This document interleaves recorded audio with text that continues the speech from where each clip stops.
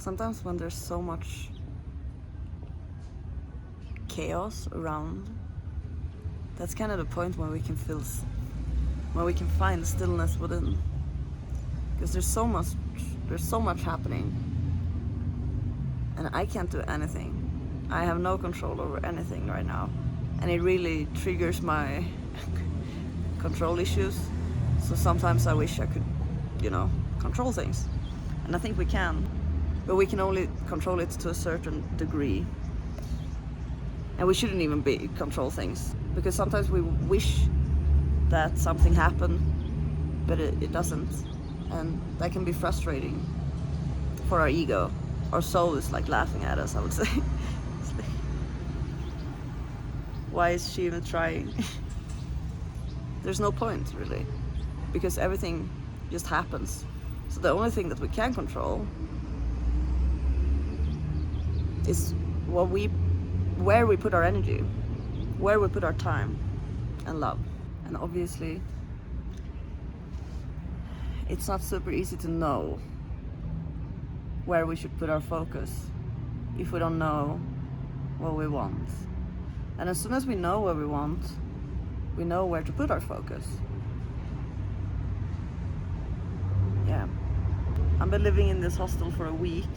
This is the most tiniest room I've ever lived in, I think. No, maybe not. I was in a space pod for 10 days when I was in Singapore once, when I actually started traveling on my own. And I've been living in this tiny little room. So I think they have offices here, and they also have these small rooms. So they rent out offices so people can come and work here. And they also started renting out these small little rooms. And I've been here a week tomorrow. So tomorrow I'm actually leaving. I booked it a week instead of just one night, because first off, I just found it on Airbnb and you needed to book at least 3 nights. So I was like, okay, fuck it, I'll just book a week. And I've been living in this small little space for a week. I've been forced to go inwards. And that's also why I'm in such a small little space, because I've been forced to really focus on what's happening within me, and not judging myself for what I'm feeling, or what kind of sensations or emotions is coming up from my body, and just observing everything and then letting it go, feeling the pain, which I haven't been the best on doing, because I've been distracting myself a bit. Not as much as before, actually. So that's good. That's a progress forward. But yeah. Tomorrow I'm moving to another place, so I'm excited about that, because it hasn't been too bad. They have this rooftop here, and they have the stairs made out of glass. So that's been a bit uncomfortable, actually. When there's glass stairs, there's people walking around me and distracting me, so that's why I'm all over the place. But it's gonna be nice. I booked a new place, my own room, and it looks like more space, so I will be able to dance and jump around and do yoga, and I need a new yoga mat because I lost mine. I forgot mine in Puerto Escondido. I forgot my yoga mat and my hula hoop. So I need a new hula hoop. I think actually I just need a hula hoop and I don't need a yoga mat, if I'm gonna be totally honest, because I can do yoga in the bed or on the floor, or I don't really need a yoga mat for yoga. So just a hula hoop then. See, I'm downgrading my personal belongings. Did you know that everything that I own is around 23 kilos? That's all I own. That's a minimalistic lifestyle. I have actually one bag at my parents' house, but it's just one bag. It's a small bag with shit that I don't really need right now, but I don't want to throw it away. So it's like those pens that gets very heated up, and you use them on wood, so you can basically paint on wood and do cool things on wood. I have one of these, At my parents' house, I also have old clothes that I might not wear, and I might actually give it away when I get back.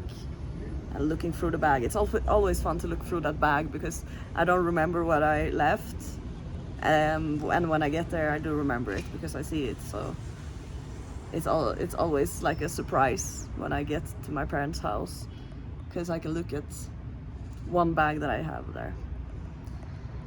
Yeah, I've been living like this for 2 years, more than 2 years now, and I still like it. It's just a bit exhausting sometimes because it's very important to ground yourself when you're traveling all the time, and I haven't sometimes been able to do that because I mean, I can always do it, I just haven't focused on grounding myself. But I know that I can. I just need to go for a walk or go to a park or hug a tree or hug myself or just be close to plants or in the sunshine, or even if it's cloudy, whatever, or dancing in the rain, connecting to nature, eating healthy food and exercise. And when I do all of those things, it grounds me and it also makes me healthier. I feel better. I eat better food. I exercise. I do hula hoop. I have fun. I laugh. I smile. I dance. And sometimes I can sometimes forget to do that when I'm traveling, and I start to eat like junk food, or I don't take a walk. I'm just like sitting inside in this little room, which I've been doing now for a week.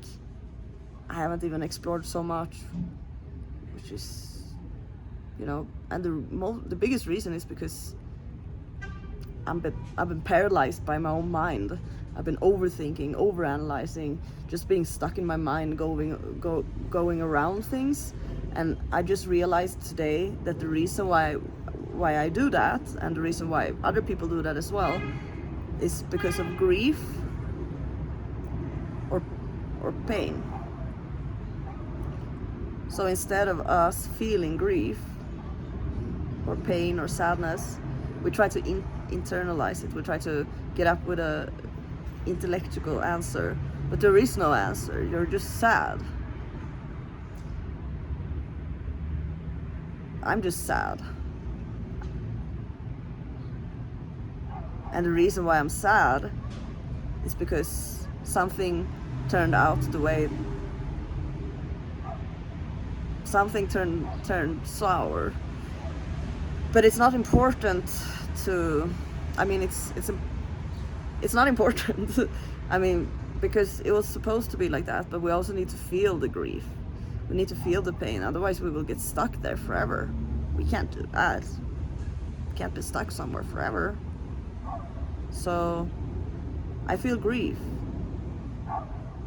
And the reason why it's emotional grief, because shit happens in life sometimes. Shit that is emotional and sad, It can be anything. It can be anything. I don't want to go into details. It's a lot of experiences that every human go through, whether it's within friendship or family or partners or lovers, that we get emotionally sad. And sometimes we don't even recognize sometimes that we feel sadness or grief because we're so good at masking it. And when you have lived with trauma, which is basically pain and grief, right, and sadness, it's usually connected to some kind of pain. We learn to have these coping mechanisms. We learn how to not feel the pain because it hurts. And this happens automatically in our brain. And if we went through trauma when we were young, we basically had this mechanism since we were young. So it takes a while for us to even recognize that we're having a protectiveness over us, or like that we have a wall in front of us, or that we're protecting our inner child, because it's just such an automatic happening for a lot of people. And I'm sorry. And I forgive you. And I forgive myself. I forgive everyone.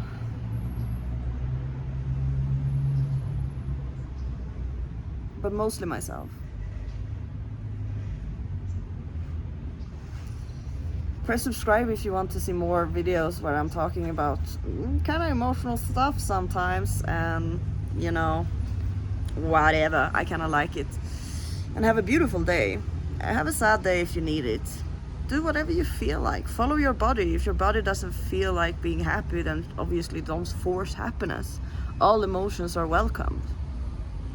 And press subscribe. Write a comment. How are you feeling? How are you? How are you?